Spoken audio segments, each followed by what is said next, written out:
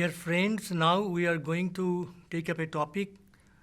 Our discussion for today is a concept of soft state and the rise of violence, locally and globally. And this topic is very important from the point of view that there is no sign of abatement of violence these days in the world anywhere. It is on the rise. There are, of course, attempts to curb it, to stem the tide of violence, but still it rises. And why? This is the question. We shall come into it later. What are the soft states and what are the strong states? These are very pertinent questions and point to ponder over. Now we shall also have to relate the point of violence and the point of soft state or strong state with it. The idea of soft state or the term soft state was very usefully used, rather, I would say, by Gunnar Myrdal, a Swedish Nobel laureate economist, in his book, famous book, Asian Drama. In that book, in 3 parts of the book, in that book, he has described the conditions of the Southeast Asian states, third world countries so-called, the economic situation. It is primarily a book on economics, but it is at the same time a book on sociology, on political happenings or aspect of those states. And from this point of view, Gunnar Myrdal's The Asian Drama book gives us a vivid picture of what we call soft states and the violence in the soft states. Now, these states, why these states are called soft? It is the attitude of the states to how to deal with the violent incidents and the violence that endangers democracies. Soft states are essentially democratic states. Not that the strong states are not democratic states, but soft states are basically essentially democratic, and sometimes it is very fragile because these are newly democratic countries. Southeast Asia and Asian countries are newly democratic countries because they have got their independence or they have come out of the bondage of the colonial rules very recently. After the Second World War or on the eve of the Second World War, our country, India, has become independent in 1947. And following that, many other countries became independent. Colonialism had gone. Now, these states are newly democratic states, and soft states are being described. To describe the things of the soft states, these instances of these states, India included, are given by Gunnar Myrdal and other economists and sociologists. Now, these soft states bear some marks, imprints of the politics, different politics. Here, the deviation from the normal rules or democratic system is observed. The disobedience we find in the soft states very much. Who practice this? It is not only the common people who should be held responsible for this. There are bureaucrats, other vested interests.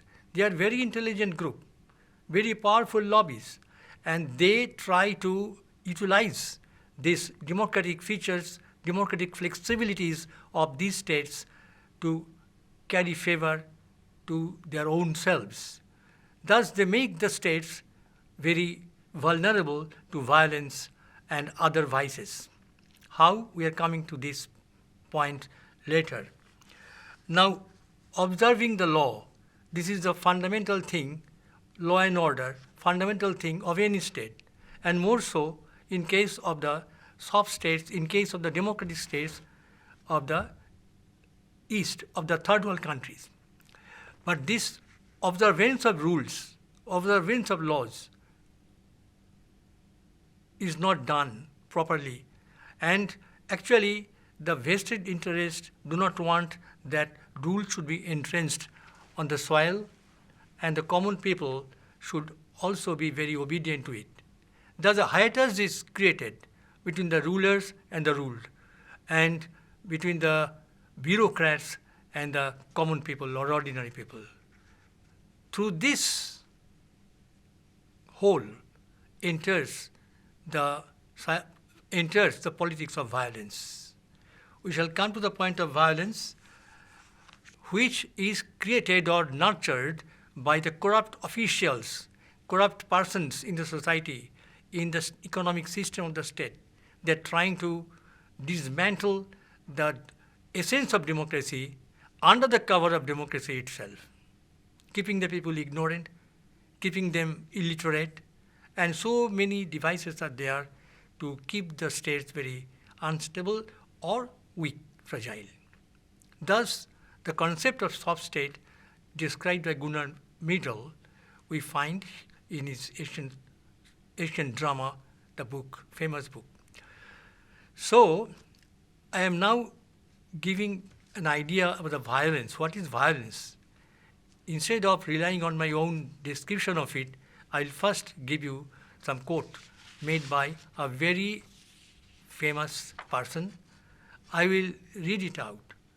The intentional use of physical force or power, threatened or actual, against oneself, another person, or organized against a group of community that either results in or has a high likelihood of resulting in injuries, death, or psychological harm, maldevelopment. Maldevelopment here means the development both economically and malnutrition of the common people, poor people. This malnutrition of the people or maladjustment causes the maladjustment of these people with the society. So society will remain weak, the state will remain weak, and the bureaucrats will become powerful. This is the redeeming feature of this type of democracies in the third world countries. Prevalence of violence, prevalence of disobedience, prevalence of injustice, all these things, negative things, rule the countries and rule over the common people, ordinary people. So violence and soft states are integrated with each other in this sense. Here I would say that this soft state concept of the violence is a colonial legacy. As I said earlier, that violence, that soft states, democratic states or democratic nations are newly born nations. In that political, as nations they are old, but politically they are newly born.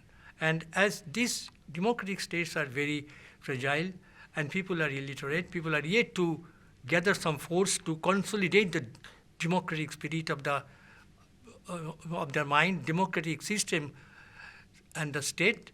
So this colonialism is still ruling us in a very indirect way. We are still carrying over the legacy of colonialism, colonial states rather. The hiatus between the ruler and the ruled, and defiance of authority. During colonial period, what happened, you see, there was no democracy. There was no understanding between the common people and the rulers. Take for example, the rule of British rule in our country. For about 200 years, they ruled over us, and they imposed many draconian rules, draconian canons, and people had to obey these things. But this exploitative system and the no democracy system caused the anger in the minds of the people. Therefore, there was a great difference between them, the ruler and the ruled, British and they. And there were freedom struggles for a long time. During long time, there were freedom struggles. And what happened, it is because there was no avenue to express our own will, to give vent to our own feelings in a peaceful way, the people had to take resort to other means. Other means here the violent means. By force. They had to take resort to force. And thus force became an integral part of the freedom struggle in India. We know there is non-violence movement. We know also that there are violent movements. We cannot discard or we cannot say that there was no violence in our freedom struggle. There had been, because it entered into the minds of the people in general that happened. So this is the defiance of authority. We do not we do not accept the rules what you are giving. We shall defy you. There are many defiances. And all the rules prohibiting the people from doing violent works or anything, any sort of things like that, had been made by the British. Most of the rules, penal codes by the British. Why? Because people had to be faced by the British rulers. Similar things happened in other countries. There were difference between the rulers and the rule, British, French, Germany, Portugal, etc., etc. So this entered into the system of the political system and the political technique of the people. This became the political techniques of the people to fight against the rulers. So after independence also, therefore, this became a part of the game in a democracy. The ruler elected by the people, but at the same time, people go against the rulers and use violence methods or use instruments when there are very great differences between them. Even the party in oppositions, they think that they will use this technique to come to power. And they speak about democracy. In the name of democracy, they are using violence. They are using a violent means to remove the ruling party. So violence, democracy are not antithesis to them. They are not diametrically opposite to each other, to the political parties in these third world countries. When it is in power, they use state power to curb violence, and when it is in the opposition, they use violence to come to power. This is the system continuing till now.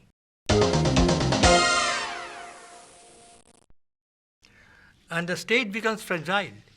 And when a state, it means state becomes weak, very weak, because democracy has of its own softness, its way of putting the things, considering the interest of the people, not to hurt the people.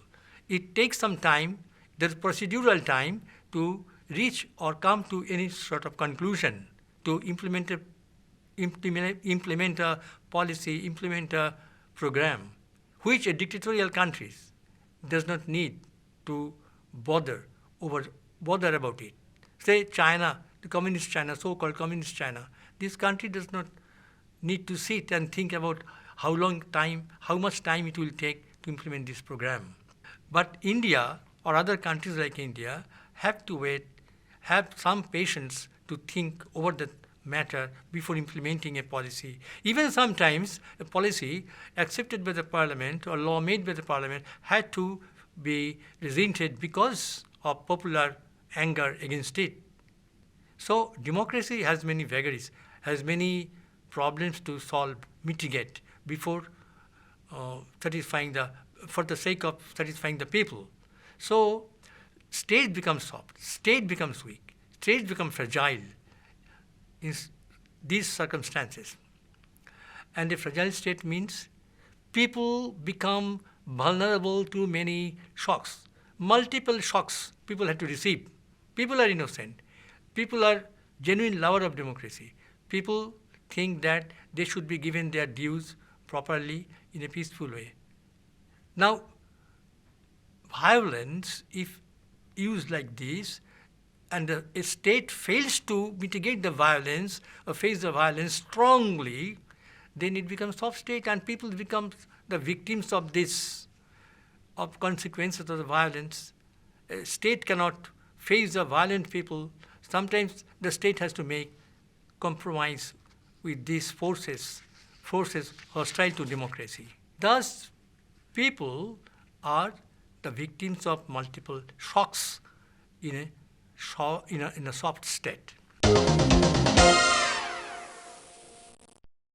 Now, the status of the soft state is sometimes becomes so weak, so vulnerable, that that state becomes a failed state.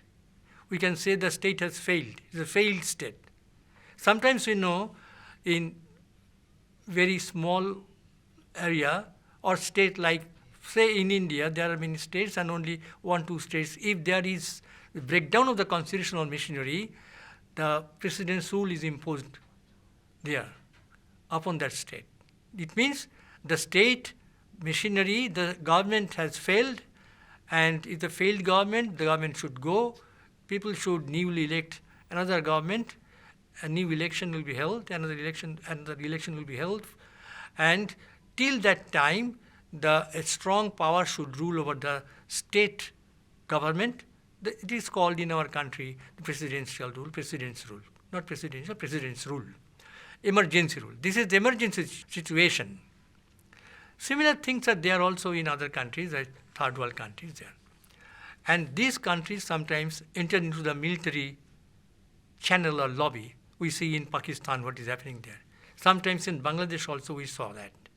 And democracy is not very strong in those countries, also, in Bangladesh also, because of the same or the similar nature of the soft states, which we witness in our countries also, or rather witnessed in the past.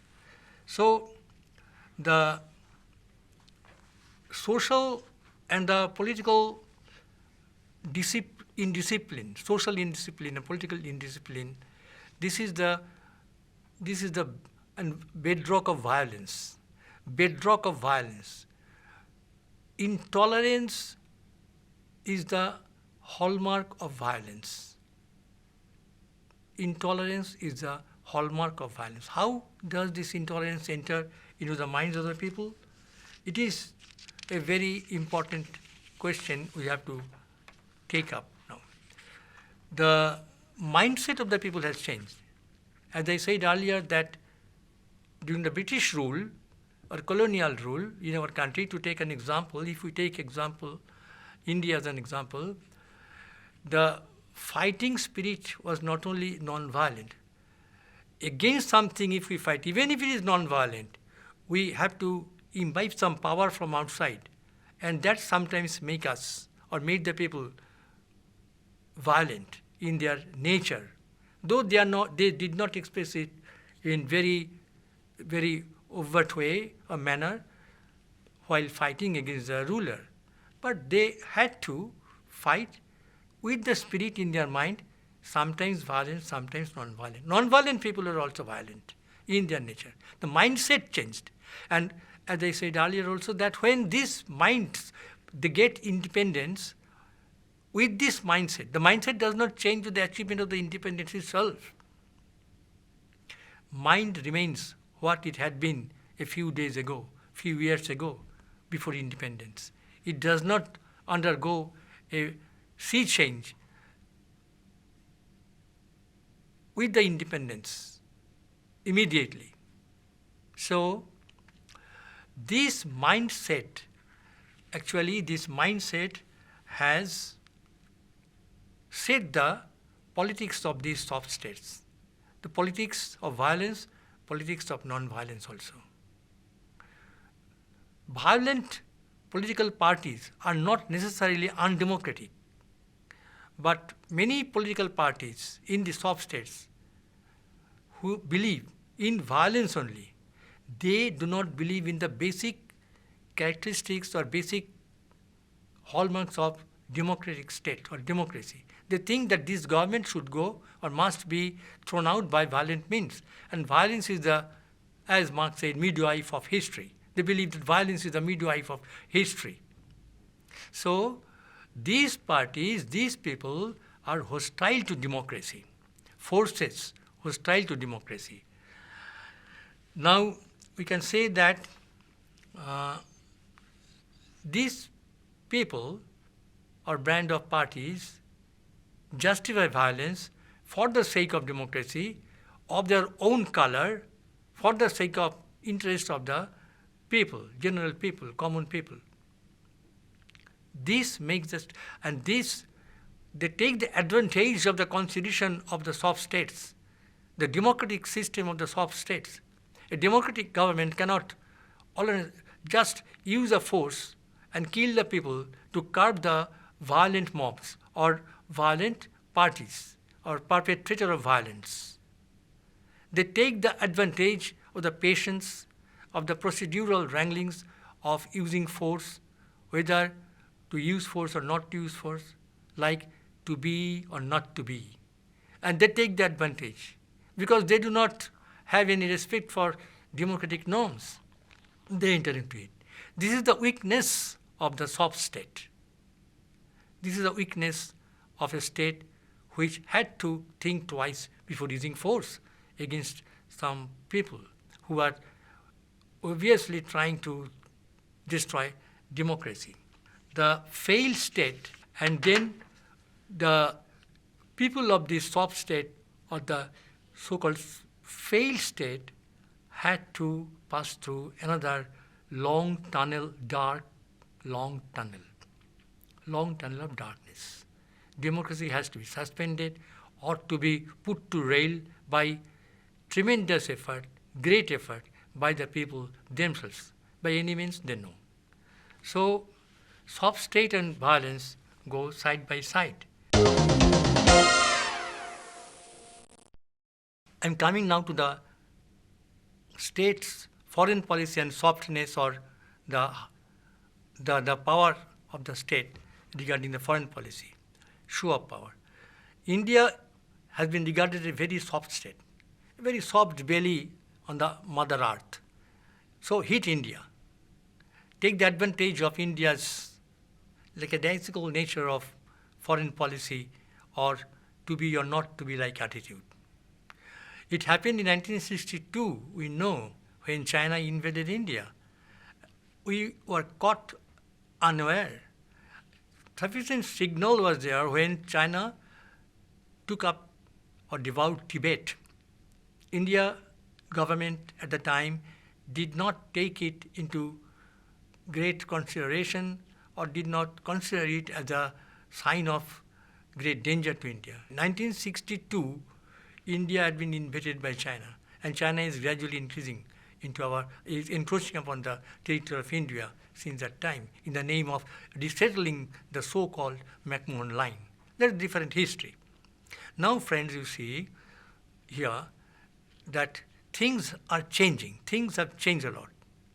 From being a soft state in relation to foreign policy or relations with other countries, China, Pakistan, India had become a powerful state now. Since the time of Lal Bahadur Shastri, there has been a rapid change in the policy of India, foreign policy of India.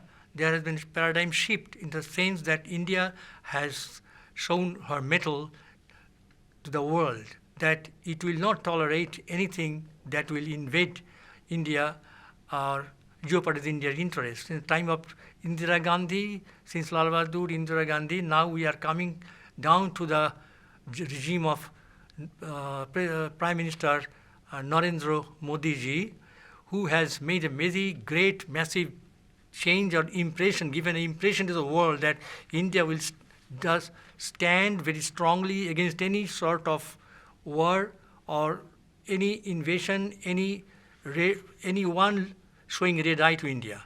China is now recoiling back, no doubt. And thus, we see during the time of Modi, he has taken a very strong attitude domestically, if we come to this point, a strong state, not soft. Article 370 of the Constitution of India, protecting the Kashmiri interest and taking the advantage, the Pakistanis were taking advantage, the extremists were taking advantage, it has been totally demolished. 370 article has been removed, and it shows the great courage on the part of the state of India, run by or led by Prime Minister Modi.